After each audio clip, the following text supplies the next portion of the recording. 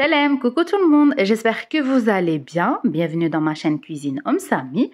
Aujourd'hui, comme vous voyez, on va faire le qarbellouz ensemble. Une recette super bonne. C'est la pâtisserie la préférée chez les Algériens pendant le Ramadan.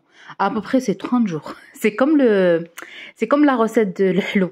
L'assiette de l'hlou, vous savez, vous connaissez, pendant 30 jours, elle fait des allers-retours. Donc, qarbellouz, c'est le soir. Donc, j'espère que vous allez suivre la recette. C'est une recette très simple à faire, sans temps de repos. Et vraiment, pour les personnes qui ne savent pas le faire, elle est top. C'est parti pour la recette. On va commencer par notre sirop, comme ça il y a le temps de refroidir. Du coup, on va prendre le même verre. On va travailler avec le même verre. Là, je vais prendre le sucre. On va mettre 2 verres de sucre et demi. Et puis, je vais venir mettre l'eau, froide bien sûr.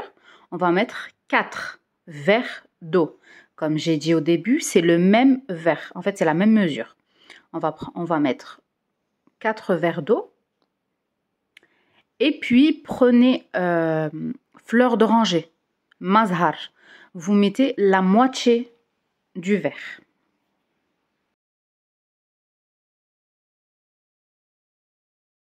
Là, je mélange bien le tout ensemble. Je vais mettre demi-citron.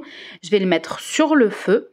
Et à ce stade, on va compter 10 minutes et on éteint le gaz. Là, je prends le moule où je vais faire mon qarbellouz. Vous prenez n'importe quel moule. N'importe quel petit, grand, moyen. Après, je vais vous montrer comment faire. Du coup, on étale notre semoule. Pour la semoule, c'est chicha. C'est la plus grosse semoule. Voilà, essayez d'étaler bien la semoule. Et là, en fait, ça vient sur un peu plus que le bout du doigt, comme vous voyez sur la vidéo. Donc là, je vais vous faire les mesures, vous allez voir. Là, je prends mon saladier où je vais travailler. Donc, je vais mesurer avec le même verre où on a fait les mesures de notre sirop. Donc là, ça va me faire 3 grands verres pleins. Sur la vidéo, vous voyez que c'est pas plein parce que je renverse en même temps. Mais c'est 3 grands verres pleins. Donc, je mets ma semoule à l'intérieur. On va mettre une pincée de sel. Comme ça, c'est pas fade.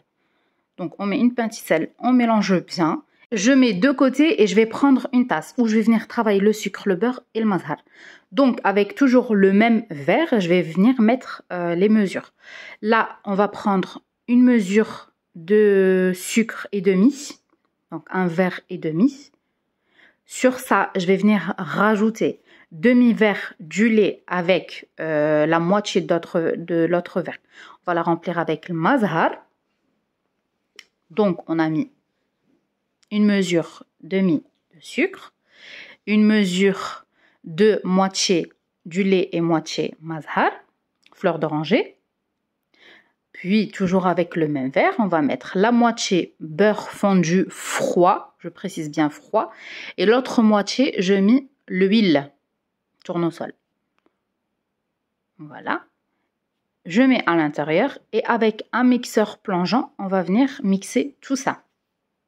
Donc, on va prendre le mixeur plongeant. On va venir bien mixer le sucre. Il faut qu'il y ait plus de grains de sucre.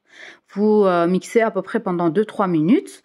Je vous montre le résultat. Il n'y a même pas une graine de sucre. Vraiment, il faut que c'est lisse. C'est cette texture qu'on doit obtenir. Et comme d'habitude, si vous êtes nouveau, n'oubliez pas de vous abonner. Je poste régulièrement des recettes simples. Donc, je prends mon saladier où il y a la semoule. Comme je vous montre, en fait, c'est le chicha. C'est la grosse semoule, ne trompez pas. Je mélange bien et puis je vais venir renverser mon mélange d'un coup. Et là, je vais venir travailler la semoule avec les bouts de doigts. Vraiment, c'est très simple. Vous mélangez bien. Normalement, là, on laisse notre mélange reposer au moins une journée ou une nuit. Avec cette recette, non, on peut la travailler tout de suite. Et voilà pourquoi je vous ai dit, c'est une recette express, rapide et facile à faire. Et ça prend pas beaucoup de temps en fait. Là, c'est un peu plus lent parce que je vous explique ou sinon, franchement, elle est très rapide à faire. On va prendre notre moule, on va venir le badigeonner avec du beurre. Et puis, j'ai oublié de filmer en fait. Je pensais que j'étais en train de filmer, mais j'ai pas filmé. On va prendre la moitié de notre semoule. On va l'étaler sur le moule. Là, c'est facultatif. J'avais quelques amandes hachées. J'ai mis un peu de cannelle ou j'ai renversé sur le plat, comme vous voyez. Donc, on mélange bien amandes et un peu de cannelle, vraiment la tête de la cuillère. On met de côté. C'est vraiment facultatif. Vous pouvez mettre directement votre semoule en fait. Comme je vous ai dit, j'ai oublié de filmer ici. Je pensais que j'étais en train de filmer, mais j'ai oublié. Donc, j'ai mis la moitié de ma semoule. Je vais venir bien étaler sans appuyer, sans que vous appuyez sur la semoule. Vous tapez sur le plan de travail, elle va se régulariser d'elle-même. Donc là, je vais venir saupoudrer avec les amandes. Comme je vous ai dit, c'est facultatif. Si vous n'aimez pas, vous mettez directement votre semoule. Je saupoudre avec les amandes et puis je vais venir mettre l'autre moitié de ma semoule au-dessus. De cette façon, c'est très rapide, vraiment. Et vous travaillez avec les bouts de doigts, sans vraiment appuyer sur la pâte. Pendant ce temps, le four il est en préchauffe à 200 degrés de chaleur tournante. Alors, vous prenez une spatule et vous essayez de lisser le dessus. Vous tapez aussi sur le plan de travail. Et là, on va venir tracer les qarbelloz. Voilà. Puis, pour la déco, c'est très simple. Vous prenez quelques amandes, vous mettez au-dessus. Voilà. Et pour la cuisson, c'est, on va dire, 45 minutes à 50 minutes, 200 degrés, chaleur tournante. Et on va dire à 35 minutes, on va venir l'enlever. On va le badigeonner avec du beurre et puis on va le remettre. En tout, en fait, c'est 50 minutes. Ça va vous prendre entre 45 et 50 minutes de cuisson. Comme je vous ai dit, là, c'était, je crois, 30 minutes. Je vais venir le badigeonner avec du beurre. Et puis, je le remets. Il faut qu'il est bien doré. Voilà. Comme vous voyez, les bouts, en fait, il est déjà cuit sur les bouts. Mais il faut que le au-dessus, il est bien doré. Un vrai qarbelloz, il faut qu'il est bien doré. Presque cramé, j'ai envie de dire. Donc, là, je le remets au four et je le laisse tranquillement. Et voilà, après 50 minutes, j'enlève mon qarbelloz. Le temps qu'il est chaud, en fait, tout de suite, mettez le sirop. Le sirop, il faut qu'il est froid. C'est pour ça qu'on a commencé par le sirop. Pour le sirop, vous le mettez en 3 fois. Vous mettez la première, vous laissez le qarbelloz boire tout ça. Et puis, vous mettez une deuxième, vous laissez boire. Une troisième et vous laissez. Normalement, on le laisse une nuit. Comme ça, il est meilleur. Mais moi, je vais vous le couper après 2 heures, je crois. Et déjà, on voit le résultat. Il est super bon, bien moelleux. Vraiment, il est top.